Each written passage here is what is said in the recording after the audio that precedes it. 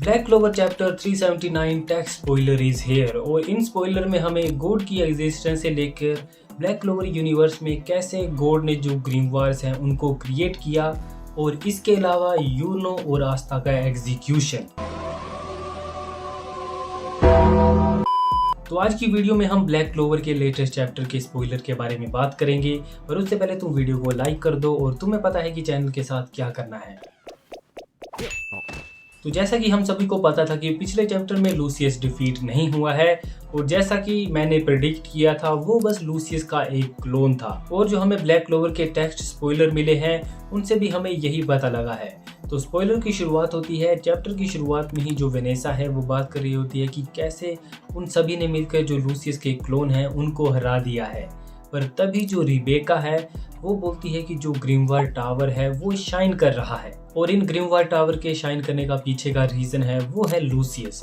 तो जो real Lucius है वो फाइनली अपीयर हो चुका है और वो अपने आप को बोलता है कि वो सुप्रीम विज़र्ड किंग है। और जो लूसियस है वो आस्था और यूनो को प्रेज करता है कि उन्होंने उसके क्लोन को हरा दिया और वो बोलता भी है कि उसने इन क्लोन को बनाने के लिए काफ़ी ज़्यादा मेहनत की थी, पर उसको जितना टाइम चाहिए था वो उसे अब मिल चुका है। और हमें ये पता लगता है कि लूसियस ने एक्सट्रीम अल्टीमेट मैजिक का यूज़ करके जितने भी क्लोवर किंगडम में ग्रीमवार टावर हैं उनके ऊपर अपना फुल कंट्रोल ले लिया है।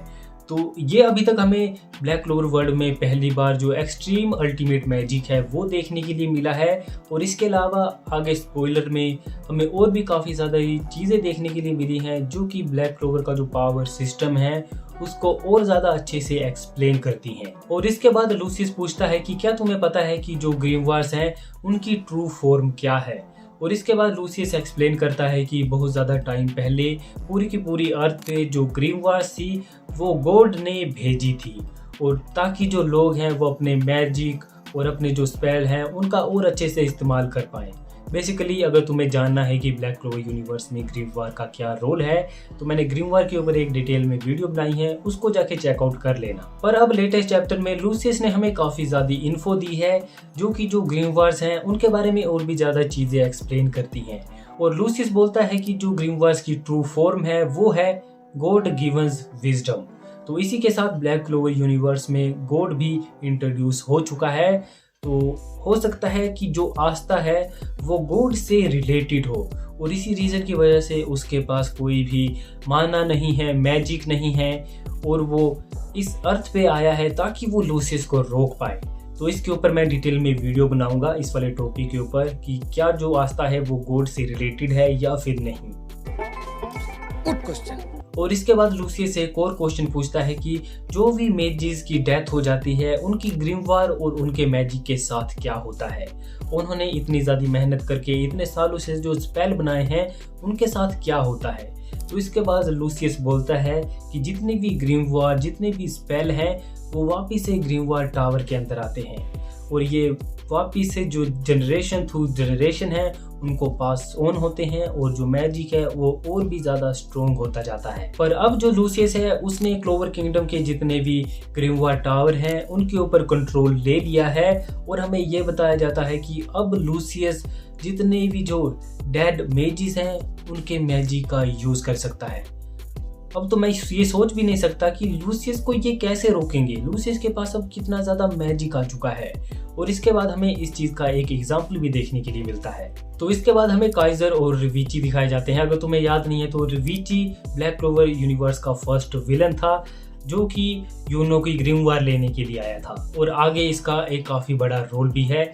और ये मैं बात मानूंगा कि जो यूकी दबाता है वो उनकी जो लिखाई है वो काफ़ी ज़्यादा बढ़िया है। वो फर्स्ट विलन को वापस लेके आए हैं सीरीज में इतना ज़्यादा आगे जाके। और इसके बाद जो काइजर और रिविची हैं वो एक दूसरे से बात कर रहे होते हैं कि क्लोवर किंगडम में अभी क्या चला हुआ है। और तभी जो काइजर है वो बोलता है कि they will live no matter what. पर तभी जो लूसियस है वो इनके पीछे टेलीपोर्ट हो जाता है और ये दोनों गायब हो जाते हैं। पर तभी हमारा जो सीन है वो शिफ्ट हो जाता है और हमें मार्क्स दिखाया जाता है। और तुम्हें अगर पता नहीं है मार्क्स कौन है तो जो विज़र्ड किंग के साथ होता है वो, तो ये बात कर रहा होता है मिमोसा से। ये नर्वस है कि क्लोवर किंगडम में क्या चीज़ें हो रही हैं। पर तभी ये एकदम से गायब हो जाता है और जो मिमोसा है वो भी काफ़ी ज़्यादा कंफ्यूज हो जाती है कि मार्क्स कहाँ पे गायब हो गया। और तभी हमें लूसियस दिखाया जाता है जिसके सामने काइजर, रिविची और मार्क्स हैं और लूसियस इन सभी को मार देता है। और अब हमें ये पता लगता है कि लूसियस के पास इन तीनों का जो मैजिक है वो आ चुका है। तो पहले मुझे लगा कि इसने इन्हें क्यों मारा, पर तभी हमें दिखाया जाता है कि जो रिविची है उसकी चेन्स ने यूनो को पकड़ लिया है और यूनो का जो मैजिक है उसे सील कर दिया है। तो रिविची का जो चेन मैजिक था वो किसी भी मैजिक को सील कर सकता था और अब लूसियस इस मैजिक का यूज़ कर रहा है। और लूसियस ने जो मार्क्स है उसको इसलिए मारा क्योंकि वो चाहता है कि मार्क्स का मैजिक का यूज़ करके वो पूरे के पूरे क्लोवर किंगडम को आस्था और जो यूनो है उनको मरते हुए दिखाएगा। और लूसियस ये भी बोलता है कि मैं चाहता हूँ कि जो पूरे का पूरा क्लोवर किंगडम है वो तुम दोनों को तुम्हारी आखिरी सांसें लेते हुए देखे। तो इसी के साथ ये वाले स्पॉइलर ख़त्म हो जाते हैं। तो ये जो स्पॉइलर थे ये बस चैप्टर 379 के थे। अभी जो 380 मेरा दिमाग कंफ्यूज हो चुका है, पर जो नेक्स्ट चैप्टर आएगा उसके अभी तक कुछ भी स्पॉइलर नहीं आए हैं। और ये जो स्पॉइलर हैं ये भी अभी पूरे तरीके से कंफर्म नहीं है, इसमें काफ़ी सारी चीज़ें ऐड हो सकती हैं क्योंकि ये बस अभी तक टेक्स्ट स्पॉइलर हैं और 2-3 दिन में हमें जो रो स्पॉइलर हैं वो भी देखने के लिए मिल जाएंगे। पर अभी तक आस्था और यूनो की जो सिचुएशन है वो बिल्कुल भी ठीक नहीं है। अब पता नहीं आगे क्या होगा। आई होप कुछ हमें और भी ज़्यादा ओपी चीज़ें देखने के लिए मिल जाएं चैप्टर 380 में, पर कुछ भी हो सकता है क्योंकि जो यूकी तबाता है वो पता नहीं क्या क्या सोच के लिख रहे हैं।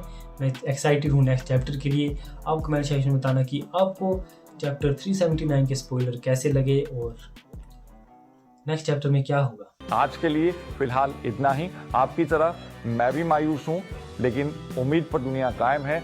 दिल दुखा है लेकिन टूटा तो नहीं है और उम्मीद का दामन छूटा तो नहीं है।